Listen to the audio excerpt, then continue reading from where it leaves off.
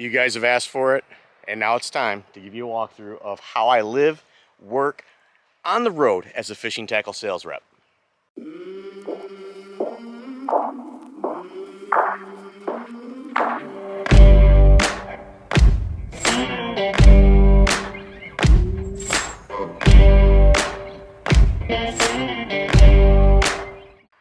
So this is a 2021 Silverado 1500 with a Duramax 3.0 diesel. Yes, you heard that right.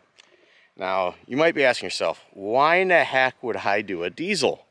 Well, 30 miles to the gallon on the highway, that's why. Simple as that. Also, I wanted to have the longevity that a diesel engine generally has. With the job I have, I drive a ton of miles, anywhere to 30,000 a year just for work. That's not personal miles. That's not going on fishing trips. That's not going on camping trips with me and the wife and the pups. That's just work miles. So I want this thing to last longer than 3 years before I have to get a new one. But I also wanted to have a very large bed area. And while shopping for vehicles, I found out that Chevy actually has the largest overall bed dimensions inside. And it's really important because I actually have a camping build in the back of this truck where I sleep, I hang out when it's raining, and I also do work in there when I'm on the road on the laptop. So if you've been following this channel for a long time, you actually know I actually did this originally in a Nissan Frontier. If you haven't seen that video, go ahead and go down below. I'll link it. It's a really cool video. It's a really novel way of actually using a very small mid-sized truck to live and work on the road. A lot of the things that I did in there, I took over to here, made some tweaks, made it a little better. But let me walk you through the truck really quick. I think you might enjoy this. It might be a way for you to save money when you're doing solo trips up north, going fishing, going hunting. Really, it's really useful. For me, I made more of a permanent setup, so I don't want to take it out, but I can take it out if I need to.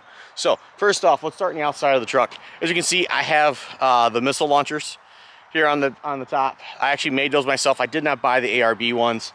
It cost me at the time $100 to make those. It's just a Reese conduit cap, 8-foot 10-inch tubes or 8-inch PVC tubes. Got a rhino rack, and during COVID, I got myself an awning.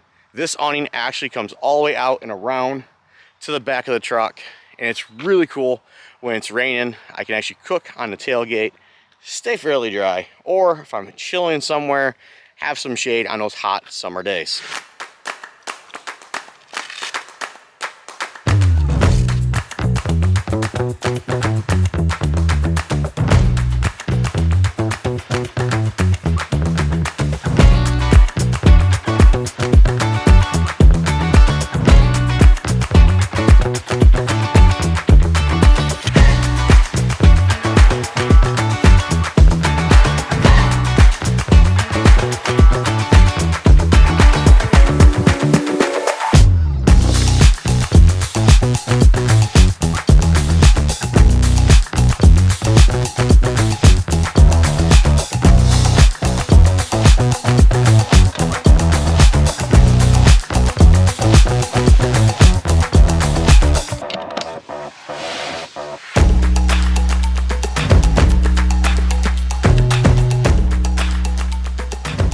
So I'm gonna start up in the cab, kind of walk you through what I have. It's a little bit of a mess. I've been living in it all week. Got the thing a shower in that, so it's drying. I got some towels drying and stuff. But here's this side of the truck. This is actually the passenger side of the truck. This is kind of, I got my fridge, I got my recovery gear, tools, leveling blocks, groceries for dry goods, canned goods, bread, stuff like that. The seat here. This is where I store all my computer gear and whatnot there. Nothing special. I'll walk around the back here, walk you to the other side, which is my storage side. And there I store my clothes, catalogs, samples, freebies for customers. I have my Jackery back here right now because I'm having a issue with my battery on the truck. Probably due for a new one because I do use it and abuse it pretty good because I always have that fridge plugged in 24/7. So I probably wore out that that AGM battery. I got a little close hook here. It's a little decorative pipe I picked up. I took the seat out, made a big platform, good amount of storage underneath as well for returns, samples, freebies for customers as I go on the road. Next, we have the back of the truck. The back of the truck is really the coolest part of this. Like I said earlier, I have heat and AC in this setup. I do heat in two ways. We'll cover that here in just a second. It is summertime, so really none of that's in the truck. We're going to start right here with this window, and the reason why, it's not all the cool stickers of where I've been, but it's because of what's behind it. This right here is my intake and exhaust for my air conditioning unit. Now the air conditioning unit I use is a Zero Breeze Mark II. If you grew up in the 80s and 90s, you know what a boombox is. It's the size of small to mid-size one of those. And it's actually tucked back behind here. And those tubes come out, and that tube that's way up front, that white one next to the basket, that's actually where the cold air comes out. I have it hidden back behind there. It runs off a remote, so I can actually turn it on and off, adjust the intensity of it, kind of give you a better view of that here on the side. But those are your tubes. I got a spare fan there, a couple different tie downs, and then back behind these bottles here, that's actually where I have the condensation collect from the AC. The AC is absolutely awesome when it's really, really humid and you just want to be in a drier environment. It sucks a lot of moisture out of the air as long as you got this cab closed up, and it really cools off the area because it's drier. Then you have the cool air. On a 95-degree day, if I'm parked in the shade, I can get this truck down in the 70s in the back. It does take a little bit, but it's better than nothing. I can blow that cold air on me, and it's really, really nice. Give you another view of it from this side. So that is kind of like my little counter area. Baskets with knickknacks and whatnot. I actually have a shelf unit that's attached to the roof with all thread. That light right there is actually a rechargeable, remote controlled battery. I have power strip for all my controller, laptops, computers, phones, watches, all that stuff I can charge right there. And the most recent addition is actually that seat right there. Just a place for me to sit underneath the bed. I actually have like a little desk I can pull out, put across me, and I can actually sit and work, and actually have a computer station. This is a Century cap. I went with a Century cap mainly because of cost. On these bigger trucks, they're really, really expensive, and I couldn't find a used cap with the features I wanted for this year Chevy, so I went ahead and bought it and bought a Century instead of ARE. For the most part, I'm pretty happy about it, but it's not as nice as an ARE, but it's still very good. I got the wind doors on it so I can pop this open when it's not really buggy. Like today, it's not buggy at all. It's really, really nice.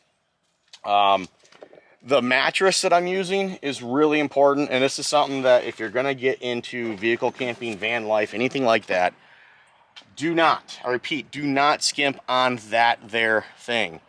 That is actually a trucker mattress for the in-cab trucks. I will leave a link to some of the stuff that I bought through Amazon or stuff similar to what I use down below. They're going to be affiliate links, so if you want to help me out, you can use those to buy them. It'd be great. Underneath the bed, I actually have my kitchen and also some more pantry type storage. In the back here, you're going to see I got different camp meals. During COVID, I learned really quick that some of these rural areas don't really have restaurants or grocery stores open too late, so I got in the habit of carrying quite a bit of those. I got all my cooking utensils and whatnot, pots, pans, cast iron, wash discs, some storage, a jet boil if I need to boil some water really quick, cutting board, which is basically my eating table a lot of times, and then I use these 1 pound refillable propane tanks. Saves me a lot of money, helps out the environment a little bit because I am not throwing away 1 pound tanks all the time. But these are pretty handy. They're easy to fill up. On my Instagram page, I did a quick little video of how to fill those. That's that easy. Underneath here, I have my stove that I keep. These yeah, that is my basic setup. It's really that simple. Not a lot to it. It's made out of birch for the most part, with a few pine boards. Recently I did cut some holes out, and there's holes underneath here for ventilation. There's one thing that you're going to learn really quick when you do any van life or truck camping is when you sleep, you expel a lot of moisture. A lot of moisture builds up in here. So you need to take care of that, let airflow happen. It'll keep your mattress, your bedding from getting moldy and mildewy. Having the AC unit also helps draw that moisture out when I'm sleeping. As long as you can sleep with that noise on it, it's not terrible. It's like maybe 60 decibels, so it's not terrible when it's on night mode, but it's something that some people cannot deal with. I do have a small USB fan up in there too, but that is essentially a quick breakdown of what my setup looks like. Really love having this. It comes in handy on family trips as well, because I always have everything I need in case we forget something on our camping trips. Yeah, tell me what you guys think in the comments. What do you think of this build? Is this something you would want to try to do? Is there something you want to learn more about on what I did in this build? Let me know down in the comments.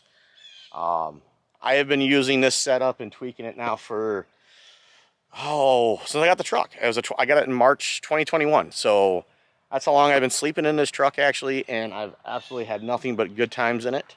I've slept in some nasty weather. I've traveled Wisconsin, Michigan, UP, North Carolina, slept on a beach.